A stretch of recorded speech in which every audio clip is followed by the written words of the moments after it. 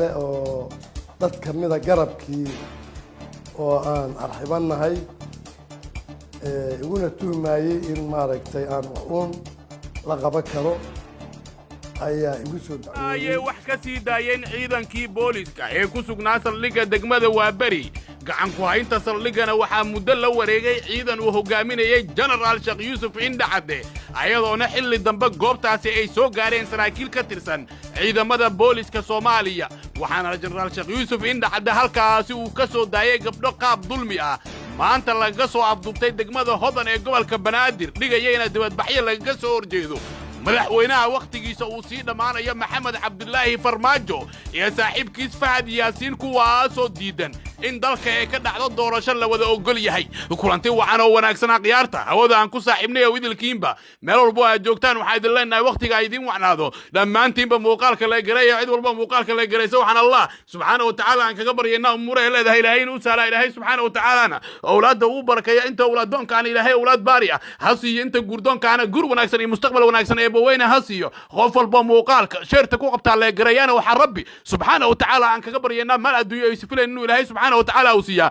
دنبيغود دنبيغ والدكودنا ايبو دافر رب سبحانه وتعالى وكو عزما جنة الفردوس الاعلى حاسدك وحلينا هو من شر حاسد اذا حسد الحاسد لا يفلح باذن الله الكريم وحكو دنبينيه هوغي خسارو ورب سبحانه وتعالى ان كاغا برينا انت حنوسنا رب سبحانه وتعالى حنونكا كدلقاده امده سوماليد مeel walba ay joogtana رب سبحانه وتعالى gargaarkiisa iyo nasrigiisa ee baweyna hasiyo maanta waxa degmada Hodan ee gobolka Banaadir laga afduubtay laba gabdhood oo kamid ahaa kuwa mudaharaadaya isla markaana ka soo horjeeday madaxweynaha Soomaaliya Maxamed Cabdullaahi Farmaajo waqtigiisa sii dhamaanaya diidanna dalka inay ka dhacdo doorasho xur iyo xalaal ah isla markaana shacabka Soomaaliyeed ay ku wada qanacsan yihiin waxaana dawladda Qatar oo taageero weyn siinaysa saaxiibkood rumaad ee Soomaaliya Fahad Yaasiin Xaaji Daahiri madaxweyne Farmaajo bay wadaan qorshe lagu diidan yahay dalka inay ka dhacdo doorasho ay ku wada qanacsan yihiin bulshada Soomaaliyeed iyo waliba musharaxiinta u tartamaysa qabashada xilka madaxweynenimo ee Soomaaliya waxaana taas beddelkeeda saaxiibkii hore ee hogaamiyaha al-shabaab Abu Zubayr فهد ياسين حاجي داهر دولة قدر مدحوينه فرماجو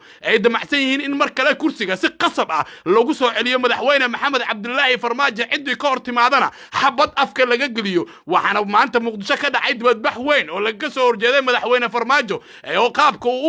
qaabka uu wado doorashada iyo waliba in doorasho xalaal ah ay dhacdo uu diidan yahay madaxweynaha waxana taas ay keentay in dharcada oo hubeysan in gabdho xabado uu la dhaco dawadeedna uu ka afduubto degmada Hodan isla markaana uu ku xirto saldhigga degmada Waaberi ee gobolka Banaadir ayadoo taasi laga jawaabayo ayaa General Sheekh Yuusuf Maxamed Siyaad Indhacade oo wata gawaarida kuwa dagaalka ayaa wuxuu gaaray saldhigga booliska degmada Waaberi ee gobolka Banaadir halkaas oo qaab afduub ahaana ay ugu xirnaayeen laba kamid ah dadkii mudaharaadaya oo haween ah waxaana goobtaasi la sheegay markuu soo gaaray General Sheekh Yuusuf Indhacade in cagaha wax ay ka sii daayeen ciidamadii booliska ee ku sugnaa saldhigga degmada Waaberi waxaana gabi ahaanba saldhigga la wareegay ciidankii uu watay General Sheekh Yuusuf Maxamed Siyaad Indhacade oo ah qabiil xagga ciidanka waxaana General Indhacade dabadeed si nabad ah saldhigga markuu la wareegay u yimid saraakiil sarsaro ka tirsan booliska Soomaaliya wuxuuna ku wargeliyay in gabdhaha halkan ku xiran isla markaana la soo afduubtay waa saldhigga Waaberi qaab cadaalad darro inay u xiran yihiin isla markaana uu doonayo gabdhahaasi adeerka uu yahay in lagu soo wareejiyo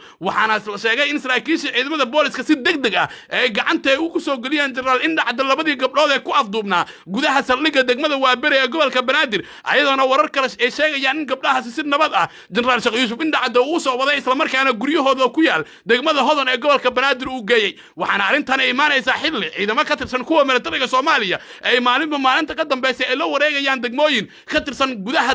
degmooyin ka tirsan gobolka Banaadir waxaana inta badan magaalada caasimadda ee Muqdisho soo galay ciidamo ka tirsan kuwa militariga oo ku hubeysan gawaarida dagaalka kuwaas oo sugaya maalinta 8 Febraayo waxaana 8 Febraayo wixii ka dambeeya guud ahaanba talada dalka la wareegi doona ciidamada militariga kuwaas oo qaban doona doorasho ay ku wada qanacsan yihiin musharaxiinta u tartamaysa qabashada xilka madaxweynenimo ee Soomaaliya iyo waliba madaxda maamul goboleedyada madaxweyne Farmaajo dawladda Qatar iyo Fahad Yaasiin waxay damacsiin in Muqdisho dagaal soqeeyo uu ka dhaco laakiin siyaasiyiinta iyo waliba qubarada xagga amaanka waxay sheegayaan in Muqdisho wax dagaal ah uusan ka dhici doonin maadaama guriga madaxweynaha Soomaaliya uu ku hoydo ay ilaaliyaan ciidamada midowga Afrika AMISOM waxaana AMISOM la sheegay inay la hadleen musharaxiinta u tartamaysa qabashada xilka madaxweynenimo waxaana la sheegay saraakiisha amisom ee ka socoto waa saraakiisha amisom ee ka socoto midowga afrika in musharaxiinta u sheegaan in xaaladda ay dejiyaan 8 febraayo maalintii la gaarana madaxweyne farmaajo hadduu qaban waayo doorasho ay ku wada qanacsan yihiin musharaxiinta iyo maamul goboleedyada in laga soo saari doono madaxtooyada Soomaaliya